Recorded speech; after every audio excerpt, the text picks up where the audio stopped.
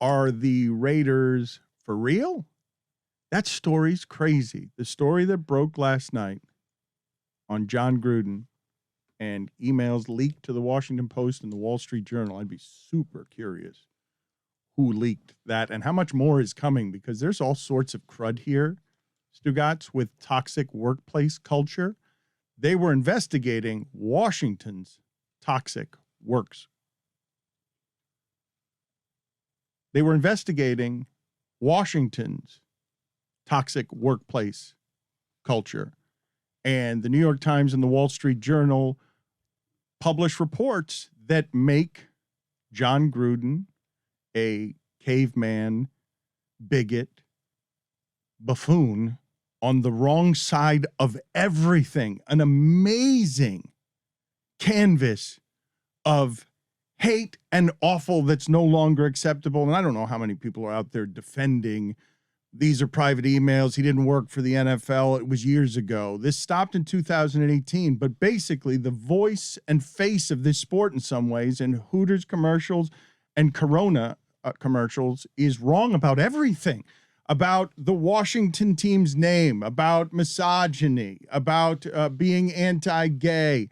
He took out black people. My poor Latino brethren and the Asians are left out. But basically, he got everyone else. Women referees. This is objecting to concussion. You okay? I'm muted, right? No. You're not on Zoom. Your microphone You're is not on on. Zoom right now. I just want you to know that. I didn't hear it. Zoom muting doesn't necessarily my mute bad. your own microphone. I'm sorry. I You just cough apologize. directly. He tried. Dan's You right gotta- next to you. I thought I was muted. I apologize. But you tried. Just It you know how won't it works happen with again. Dan being right next to you in sound, and he's talking and his mic is on. Kind of a serious topic. And, Right. you know, I know. I apologize. He thought he was muted, guys. Right, he did, and he apologized. Right. That's all you can do. That's Yeah. all he did. He did the most he could. Yeah. Dan is frozen still right now with his know. arm in the air. Is your arm tired? It looks like it hurts. At least it wasn't like a dangerous topic to Mhm. navigate. We'll just pick up where you left off. Yeah. I apologize. Again, he apologized twice. I mean, that's doing more than you can do. Above and beyond. Mm-hmm. I can't turn back time. I mean, Nope. If you could, what would you change? and just about everything. That cough. No, seriously, I apologize. Concussions.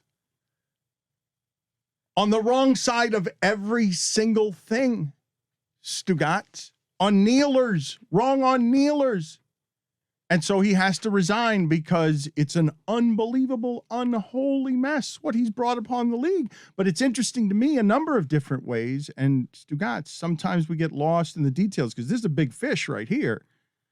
But the Washington report that uncovered it, we have not found out anything about Snyder's workplace culture. There are no emails, no reports, no nothing. We don't know. The Washington Post reported a thing, and then Bezos owns the Washington Post. And now Bezos is trying to get into the rich man's game, and Gruden is not a big fish in the rich man's world. He's not protected. So somebody leaked these emails, and I think more is coming when you start going through the investigation of any of these workplaces, Stugatz, and you go through 10 years of these cavemen, because the other part of this that's interesting is these were all landing somewhere, and we didn't find out about this until now. Like, nobody cared about what Jon Gruden was doing because all of these emails that incriminate him now were landing in places with other executives that weren't exactly appalled by it. Many of them were landing on Bruce Allen's email, who ran the Washington football team for, I think, 10 years, was general manager, was counsel. I think he was a partner in the team at one point. And so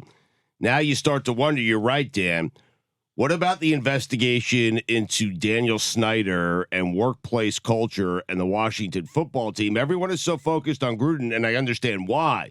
But he's sending those to the guy who ran the Washington football team for a decade. My larger point to the audience is keep your eye on the ball, okay? Forget about end racism in the end zone or the occasional big fish that you can catch with the gotcha stuff where we're comfortable. Everyone's comfortable talking about race here. You guys tune in today. You get mad at me all the time if I'm talking about voter suppression or anything else. But here, everyone's good with, yes, what do they have to say about a downfall? What do they have to say about a gotcha? We got somebody, because there's no slithering around this one. This football general just quit. Oh, let me get out. I need to get out of here. God knows what would have been happening if he hadn't, given the shame culture we're now in. Like, the Raiders love to fight on anything. Mark Davis descends from a father who'll litigate anything. I would have been curious to see what if the Raiders would have just dipped into the shame and been like, it's us against everybody now. Right. We'll go full. We'll be bigots too, and wear an eye patch on it. You know what I mean? Yeah. With Carl Nassib on the roster too, and a whole bunch of black players. I did find it curious that Gruden is what we heard. There has been reporting by the Washington Post on the general culture, but now we're getting to the point that individual emails are starting to leak out. The brother of the head coach at the time was the first one that we saw. It was odd. I know D. Smith was in the news last week for having confidence, the NFLPA lacking confidence in his leadership. I think he's been reelected since, but the first thing that we saw was a D. Smith email. If you wanted to have a conspiracy theory, it was just all very odd. And the fact that it was actually reported earlier in the week that Gruden did say that expletive about Roger Goodell, but the word itself wasn't reported. So we all just kind of went, and we just concentrated on the D. Smith thing. He admitted to that part, but then when you see the word, then it becomes a bigger deal. He admitted to that on the heels of the DeMaurice Smith news breaking. So Yeah, Mort had that report. Right, Mort yes. reported that on Friday, I believe. Mhm. Let's go back a second, though, because I asked you to keep your eye on the ball on this stuff. DeMaurice Smith, who Seth Wickersham and the Pulitzer Prize-winning Don Van Natta told you, hey, the way the business of football is run, DeMaurice got dragged by these owners. He was kind of with them on 17 games and a partner, and he's important, and whatever. They reelected him. And this is the leader these guys have chosen. But the reporting on this is like, whoa, the collective bargaining agreement went way, way in the favor of the owners. Very quietly, as we obsess about the fame and the fantasy leagues, months ago, Raiders executives were resigning right and left. I still don't know what that's about. Their front office, this didn't happen yesterday. This came out yesterday. But this has been chasing Snyder. Snyder exists in a purgatory now. They ran off Richardson. We made the joke last week as rubbing feet. It was a lot worse than that. They took an owner's team and it happened quietly and it was surgical. Like a SWAT team of billionaires came in and it's like, all right, no team anymore. Let's get this away from our league. We don't need this here. And we've got controversies that involve Bob Kraft and happy endings and Jerry Jones in a bathroom stall with his pants around his ankles. That's the league. That's where the money is. Like, I know Gruden, $10 million, Corona, mainstream. He's an employee. This investigation was of the Washington football team, its toxic work environment. There's no paper trail. These reports, there's not an email. There is not a report that will incriminate Snyder, but this thing reaches far enough on its tentacles. Like, if they're going through all of it, is Gruden going to be the last one on this if they're going through 7 years of emails? Oh, I don't think so. I just don't think we know the full report yet of the Washington football team. I'm certain it will be leaked or released at some point, but the NFL had them go through 650,000 emails, and these are some of the emails they have found from Jon Gruden to Bruce Allen. Who didn't he take out? Hispanics and Asians? Like, who else was there? Who? The Jewish community.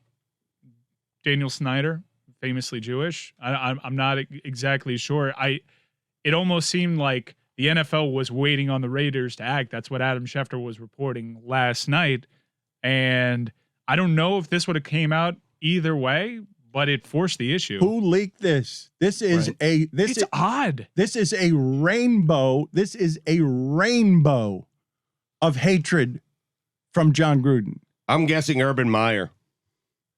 It's a good day to be him. Just a guess. It's a better day to be He couldn't him. get it out of his own way. It's a better day to be him. I would not be arguing it's a good day to be Urban Meyer. You don't think he got dressed by like cartoon birds? You today? have that sound of Urban Meyer yesterday? Because even in the middle of this, Urban Meyer had a little day as buffoon. Stugatz, where he doesn't seem to understand that he's no longer in college. So 0-5 Urban Meyer, draped in scandal, more scandals than wins, multiple scandals more than wins. Here's Urban Meyer saying what he expects from his 0-5 Jacksonville Jags. I like our identity right now. If you say, what's the identity of the Jacksonville Jaguar offense? It's a physical offense that runs the ball and balance. Our goal is always 250, 250. I want to say we were 250, 200. Yeah, 50 away. He thinks that's a quote that he would have given you when he was at Ohio State. That's not how teams run the ball and throw the ball with balance in the pros.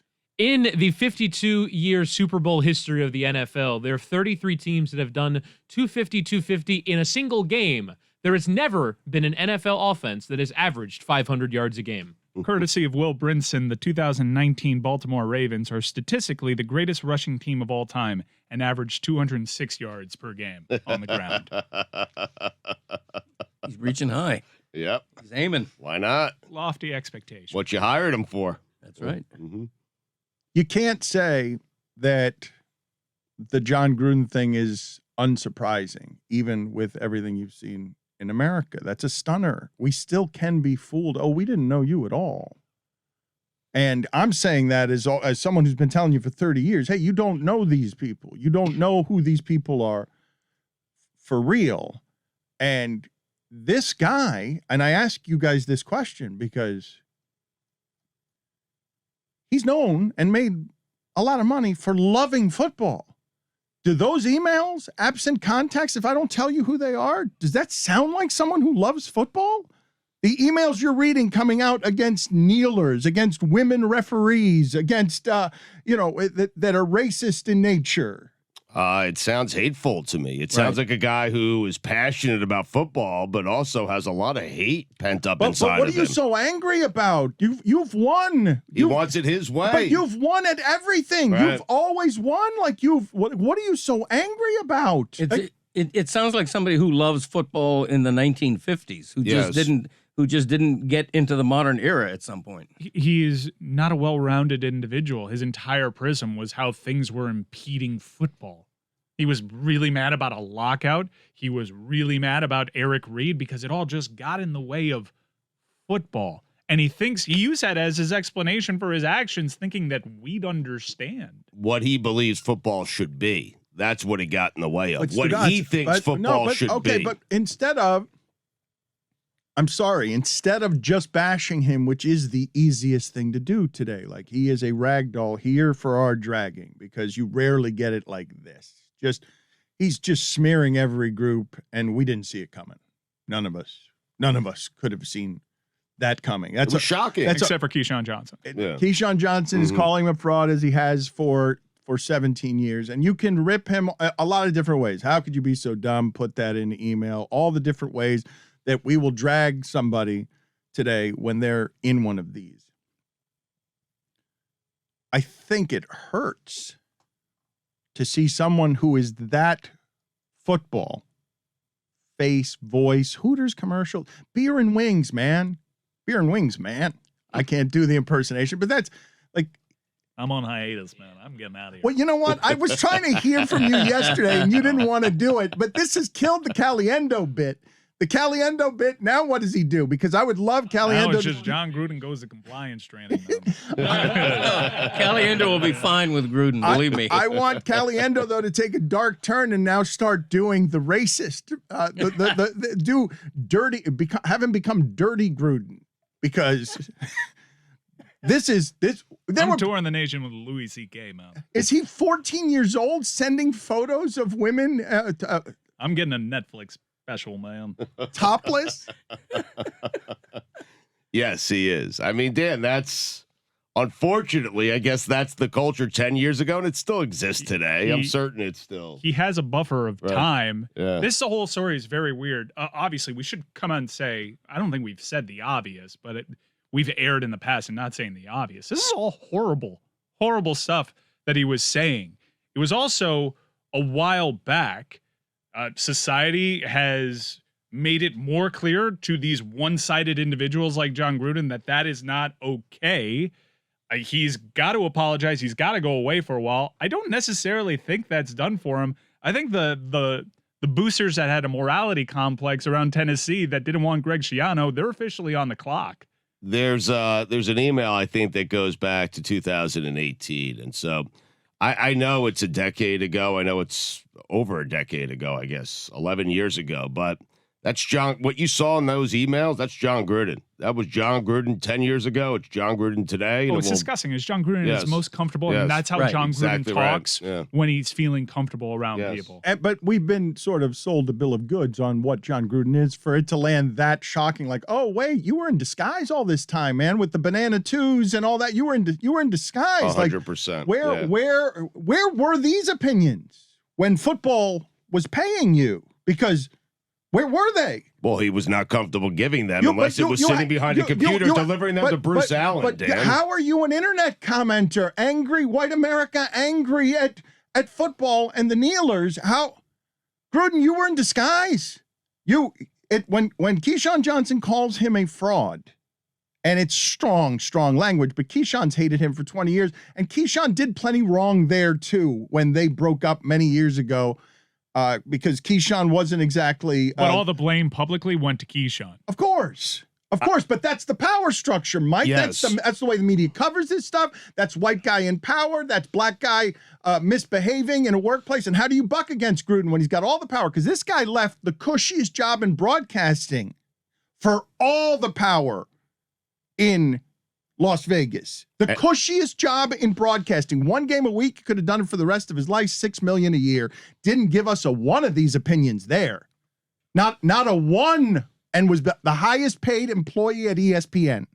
And now you start to question every single decision he made. He got rid of Reggie McKenzie, the GM of the Raiders, who put that team together, and brought in Mike Mayock. Like, you start just looking at the smallest of things. But to be clear on what it is Keyshawn said, or at least this morning, because I went out on my way to listen to him, knowing that Keyshawn has a relationship. He hates him. With Jon Gruden. He doesn't like him.